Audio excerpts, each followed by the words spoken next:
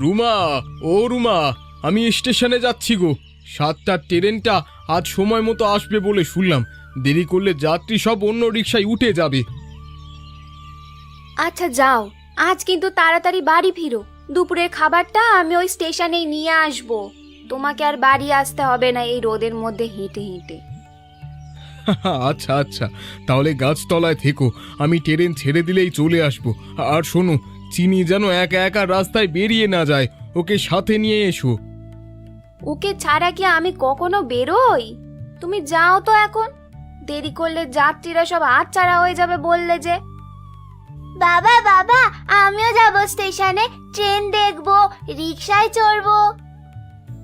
আচ্ছা মা, মায়ের সাথে দুপুরে চলে এসো, তখন ট্রেনও দেখবে আর রিকশাতেও একটু চড়ে নিও।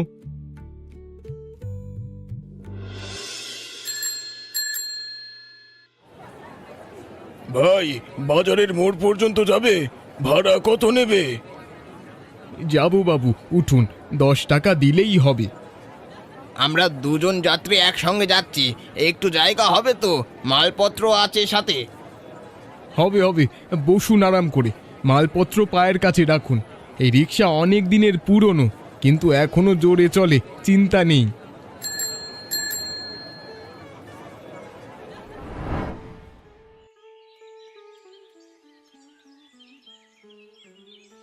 বাবা, ট্রেন কখন আসবে?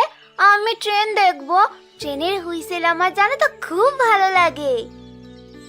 একটু পরেই আসবে মা, তুই খাওয়া শেষ কর আগে, তারপর দুজনে মিলে দেখবো, একদম কাছ থেকে দেখাবো। আজ ভাড়া কেমন হলো?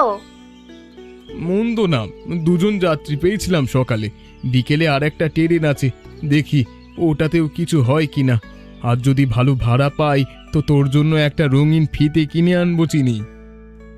সত্যি বাবা? লাল রঙের এনো। হ্যাঁ, লাল আমার সবচেয়ে প্রিয় রং। চিনি আজ সকালেও স্কুলের কথা জিজ্ঞেস করছিল, বলছিল বাবা আমাকে কবে স্কুলে দেবে। পাশের বাড়ি টুনি তো এবার ক্লাস 1-এ ভর্তি হয়ে গেছে, রোজ ব্যাগ কাঁধে করে স্কুলে যায়। চিনি জানলা দিয়ে তাকিয়ে তাকিয়ে দেখে তাকে।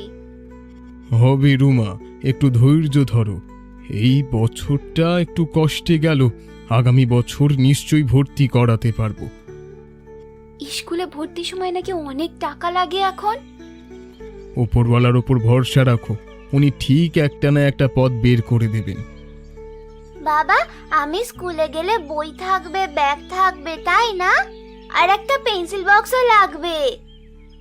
হ্যাঁ মা, সব হবে, রঙিন ব্যাগ, নতুন বই, পেন্সিল বাক্স, সব হবে, দেখো। ভর্তি ফি, ইউনিফর্ম, বই খাতা সব মিলিয়ে অনেকটা খরচ।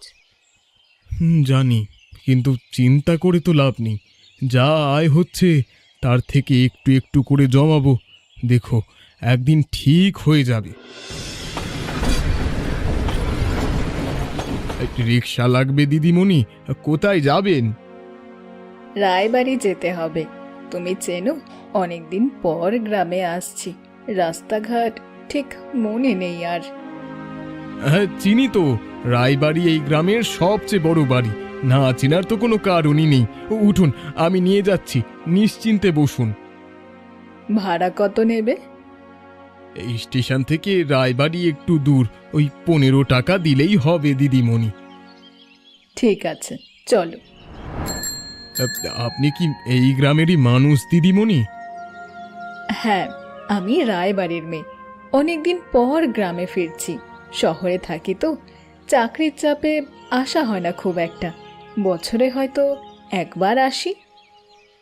ও আচ্ছা, রায়বাড়ির মেয়ে, তাই তো বলছিলাম, চেহারায় কেমন একটা চেনা চেনা ভাব। আপনার বাবা তো খুব ভালো মানুষ ছিলেন। তা কতদিন ধরে রিক্সা চালাচ্ছেন? প্রায় 7-8 বছর হবে দিদিমণি। আপনার সংসারে কে কে আছে? এই স্ত্রী আর একটা মেয়ে আছে দিদিমণি। মেয়েটা এবার স্কুলে ভর্তি হওয়ার বয়স হয়েছে, ভাবছি স্কুলে ভর্তি করিয়ে দেব।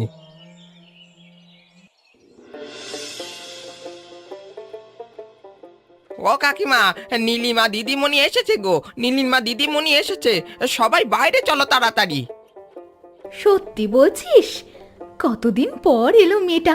চল চল দেখে কি, ওর প্রিয় মিষ্টিটাও তো বানানো হয়নি এখনো। নীলিমা মা, তুই তো একদম শুকিয়ে গেছিস। শহরে ঠিক মতো খাওয়া হয় না বুঝি? আরে না না, কাজের চাপে সময় পাই না ঠিক মতো। তোমরা সবাই কেমন আছো বলো? আচ্ছা দিদিমণি, আমি তাহলে আসি। ভালো থাকবেন। আর মেয়েকে একটা ভালো স্কুলে ভর্তি করে দিও। ঠিক আছে দিদিমণি, আজ আসি।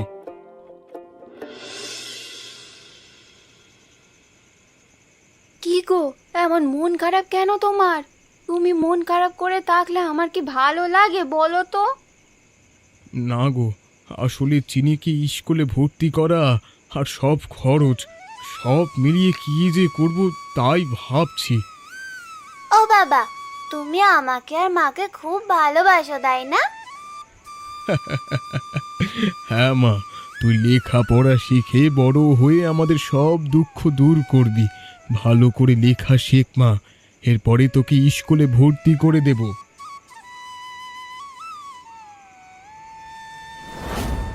রুমা, এইদিকে একটু এসো তো, দেখো কি পেলাম।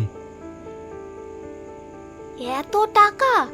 এ তো নীলিমা দিদিমণির ব্যাগ মনে হচ্ছে। রিকশায় ফেলে গেছেন বোধহয় তাড়াহুড়োয়। এটা নীলিমা দিদিমণির কষ্টের রোজগার।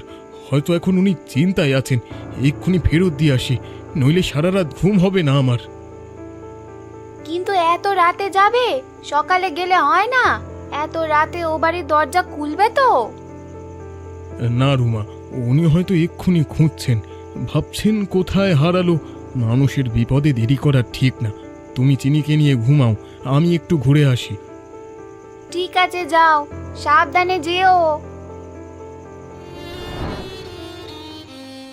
আরে তুমি এই সময়? কি হয়েছে গণেশ? সব ঠিক আছে তো? দিদিমণি, রিকশায় আপনার এই ব্যাগটা পেয়েছিলাম, সিটের কোণে পড়েছিল। ভাবলাম এক্ষুনি দিয়ে যাই, নইলে আপনি চিন্তায় থাকবেন সারা রাত। যাক বাবা, এটা তো খুব দরকারি টাকা ছিল। আমি তো খেয়ালই করিনি কখন হারালো। তুমি সৎ মানুষ গণেশ, অনেক ধন্যবাদ তোমাকে। এত রাতে কষ্ট করে এলে। কষ্টের কি আছে দিদিমণি, এটা তো আমার কর্তব্য। রাখো গণেশ, এটা তোমার জন্য পুরস্কার। তুমি এত সৎভাবে ব্যাগটা ফিরিয়ে দিলে, এটা তোমার প্রাপ্য। না না দিদিমণি, টাকা লাগবে না। কারো হারানো জিনিস ফিরিয়ে দিয়ে টাকা নেওয়াটা আমার কাছে ঠিক মনে হয় না। এতে সততার দামটাই কমে যায়। তবে আপনি যদি সত্যি কিছু করতে চান, তাহলে একটা অনুরোধ আছে। বলো, কি অনুরোধ? তুমি যা বলবে চেষ্টা করব। আমার মেয়ে চিনিকে যদি একটু স্কুলে ভর্তি করিয়ে দেন। অনেক দিন ধরে ভর্তি করাতে চাইছি, কিন্তু টাকার অভাবে হয়ে ওঠেনি। বই খাতার টাকাটাও জোগাড় করতে পারিনি এখনো। মেয়েটা রোজ জিজ্ঞেস করে কবে স্কুলে যাবে। ঠিক আছে গণেশ, আমি দেখছি কি করা যায়। তুমি চিন্তা করো না, আমি কথাটা মনে রাখবো। অনেক ধন্যবাদ দিদিমণি। আচ্ছা, তাহলে আমি আসি এখন।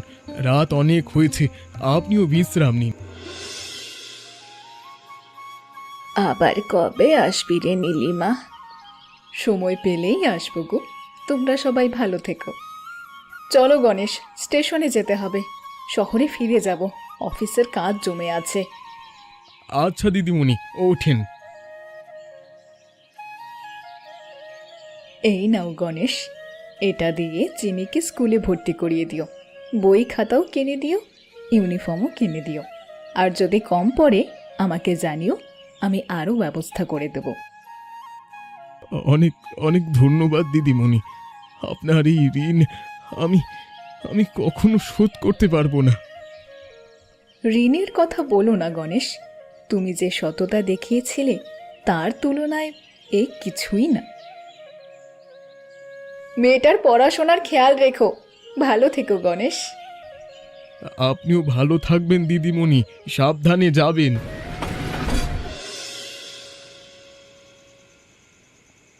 এত টাকা! এবার তো স্কুলে চিনি সত্যি ভর্তি হয়ে যাবে গো। আমার তো বিশ্বাসই হচ্ছে না। সত্যি বাবা, আমি স্কুলে যাব, আমার নতুন ব্যাগ হবে। হ্যাঁ মা, তোর নতুন ব্যাগ হবে, নতুন বই হবে, সব হবে। রুমা, আমি অনেক দিন ধরে একটা কথা ভাবছি। এই গ্রামে রিক্সা টেনে আর কতদিন চলবে বলো তো? সারাদিন খেটেও ঠিক মতো সংসার চলে না। আজ নীলিমা দিদিমণি সাহায্য করলেন বলে চিনির ভর্তি হবে, কিন্তু কালকের কথা কে বলতে পারে? চিনিকে যদি ভালোভাবে মানুষ করতে চাই, তাহলে আমাদের শহরে যাওয়া দরকার। কিন্তু শহরে গিয়ে কি করবে তুমি? চেনা জানা কেউ তো নেই সেখানে। থাকার জায়গা, কাজকর্ম সবকিছু নতুন করে শুরু করতে হবে যে।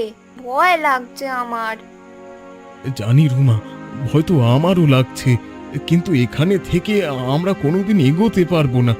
কিছু একটা কাজ জুটে যাবে, দেখো, যত কষ্টই হোক না কেন। তুমি আমার সাথে থাকলে আমি সব পারবো। চিনির ভবিষ্যতের কথা ভাবলে তো তোমার কথাই ঠিক মনে হচ্ছে। ঠিক আছে, যেখানেই যাই একসাথেই যাব, যা হবার হবে কোন। আমরা শহরে যাচ্ছি বাবা, ট্রেনে চড়ে। হ্যাঁ মা, ট্রেনে চড়েই যাব, খুব মজা হবে, দেখিস। কবে যাচ্ছি তাহলে? বেশি দেরি করলে মনও দুর্বল হয়ে যেতে পারে। এই সপ্তাহতেই ঠিক করে ফেলি, আমি রিক্সাটা বিক্রি করে দিই। ওই টাকা দিয়েই প্রথম কিছুদিন চলার ব্যবস্থা হবে। তুই না অনেক বছর ধরে এই রিক্সা চালাচ্ছিস, বিক্রি করে দিবি? কি হলো হঠাৎ? কি করব বলুন, সংসারের জন্য শহরে যেতে হবে, মেয়েটাকে ভালো স্কুলে পড়াতে হবে। এখানে থেকে সেটা হচ্ছে না। বুঝলাম। রিক্সাটার যত্ন করেছিস খুব, দেখেই বোঝা যায়। একদম ঝকঝক করছে। ঠিক আছে, তোকে ন্যায্য দামই দেব। ধন্যবাদ বাবু, এই রিক্সায় তো এতদিন আমার সংসার চালিয়েছে। বাবা, আর কতক্ষণ লাগবে গো শহরে পৌঁছাতে? গাছগুলো তো জোরে জোরে দৌড়াচ্ছে কেন গো? এই তো আর একটু পরেই পৌঁছে যাব। গাছগুলো দৌড়ায় না রে মা, আমাদের ট্রেনটাই জোরে চলছে, তাই মনে হচ্ছে গাছ দৌড়াচ্ছে। ও আচ্ছা, শহরে কি অনেক বড় বাড়ি আছে বাবা? আকাশ ছোঁয়া বাড়ি? হ্যাঁ মা, অনেক বড় বড় বাড়ি আছে, অনেক গাড়িও আছে। শহরে গিয়ে কোথায় থাকবো? শহরে গিয়ে থাকা ঠিক মতো জায়গা পাবো তো? আর তোমার কাজের কি হবে গো? আমার তো ভেতরে ভেতরে কেমন যেন ভয় করছে। চিন্তা করো না, একটা ব্যবস্থা ঠিক হয়ে যাবে। আমি খোঁজ খবর নিয়েছি, স্টেশনের কাছেই সস্তায় ঘর ভাড়া পাওয়া যায়। প্রথমে একটু কষ্ট হবে, কিন্তু আস্তে আস্তে সব ঠিক হয়ে যাবে, দেখো। শুধু চিনির একটা ভালো ভবিষ্যৎ হলেই হলো, বাকিটা যেভাবে হোক আমরা নয় সামলে নেব। বাবা, এত বড় বড় বাড়ি, আকাশ পর্যন্ত উঠে গেছে যেন। এত মানুষ, এত গাড়ি, মাথা তো ঘুরে যাচ্ছে গো আমার। প্রথম প্রথম এমন লাগবেই, আস্তে আস্তে অভ্যাস হয়ে যাবে। চলো আগে থাকার একটা জায়গা খুঁজি। এই ঘরটা মাসে 2000 টাকা লাগবে। ছোট ঘর, কিন্তু ঠিকঠাক আছে। ঠিক আছে, আমরা এটাই নেব। না ভাই, এখানে কোনো লোক লাগবে না, এখন পরে আসো। যাক, একটা সুযোগ তো পাওয়া গেল, চেষ্টা করে দেখি, ভাগ্যে থাকলে হবেই। কালকে থেকে ঠিক সময় চলে এসো, কাজে ফাঁকি দিলে চলবে না, এই বলে দিলাম। এই বেতনে তো চিনির স্কুলের খরচ চালানো কঠিন হয়ে যাবে গো। ঘর ভাড়া, খাওয়া দাওয়া, তারপর স্কুলের খরচ, সব মিলিয়ে কুলিয়ে উঠতে পারবো না গো। আমিও এইটাই ভাবছিলাম সারাদিন, শুধু এক জায়গায় বেতনে চলবে না, কিছু একটা বাড়তি কাজ করতেই হবে। আমি অফিসের পর একটা সাইকেল কিনে আশেপাশের অফিসে অফিসে টিফিন পৌঁছে দেব। তুমি যদি রান্না করে দাও, আমি বিলি করে আসব। কিন্তু এত পরিশ্রম করতে পারবে তো? তোমার শরীর ভেঙে পড়বে না তো? পারবো রুমা, চিনির ভবিষ্যতের জন্য এটুকু কষ্ট কিছুই না।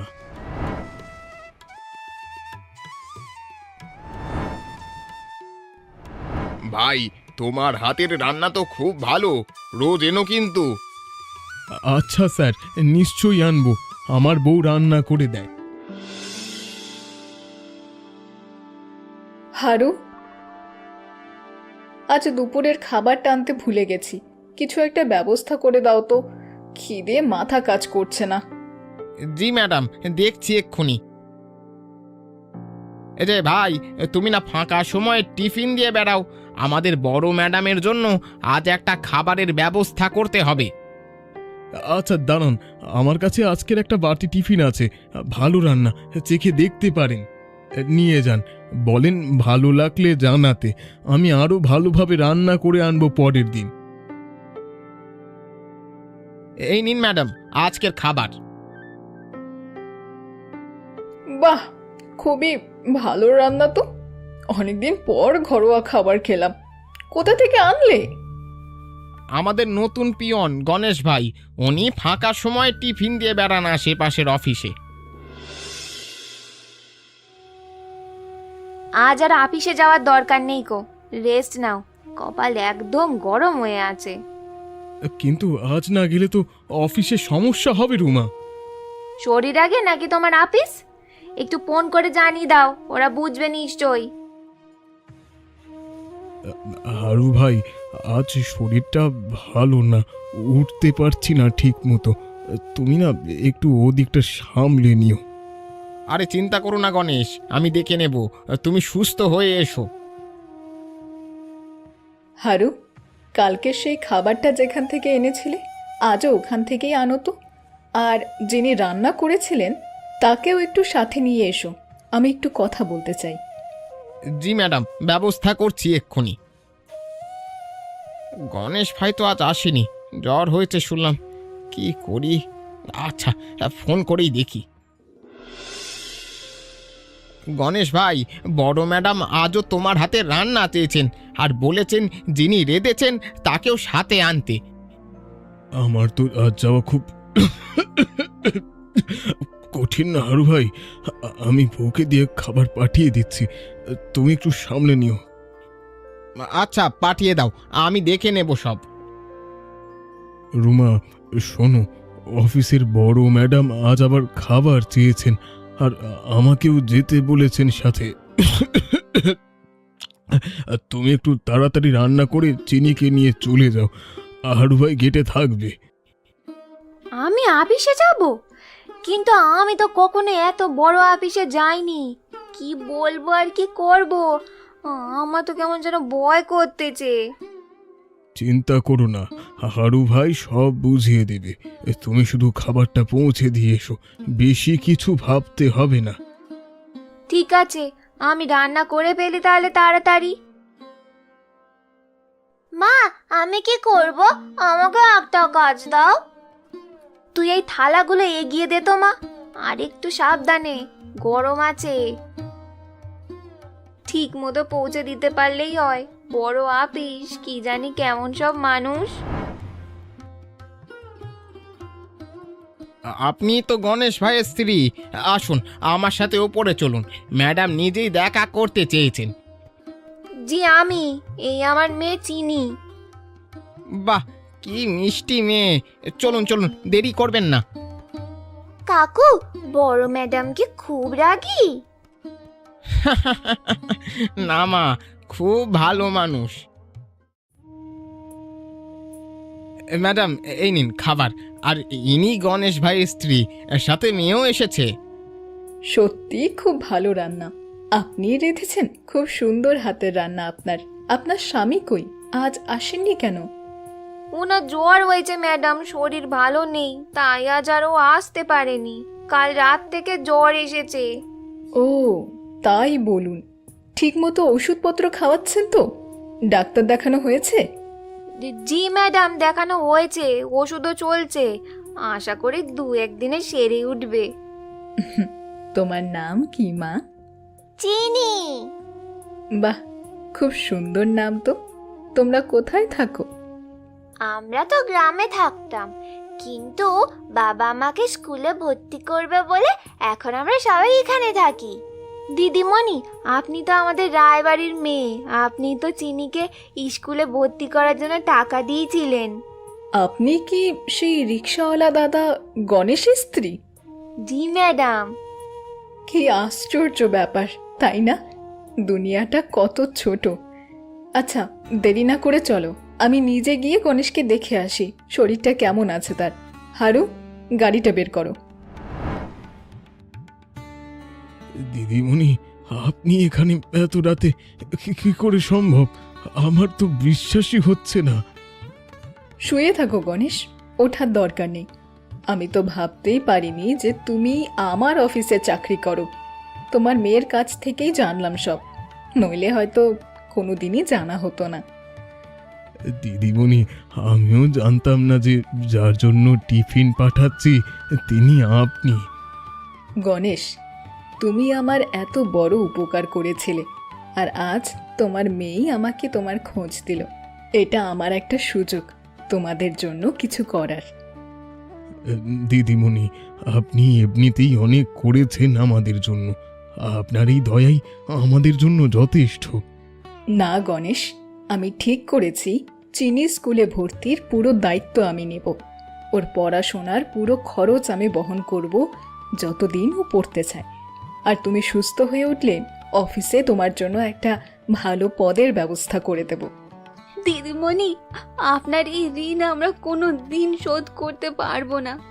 আপনি না থাকলে আমাদের রাজ্যে কি অবস্থা হতো তা কে জানে। আমি তোমার মতো বড় অফিসে কাজ করতে চাই। নিশ্চয়ই মা, খুব ভালো করে পড়াশোনা করলে তুই তার চেয়েও বড় কিছু হতে পারবি।